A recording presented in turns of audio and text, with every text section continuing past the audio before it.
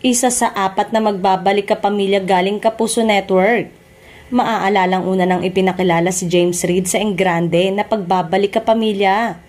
Sumunod naman ang actress at TV host na si Ma Salvador. Matapos nga ang ilang taong nagbalik na bilang isang kapamilya ang mga dating talentang ABS-CBN. At sa kanyang muling pagtapak sa paligid ng Kapamilya Network, Engrande ang pagsalubong sa kanila ng buong pamilya ng Sunday variety show na ASAP.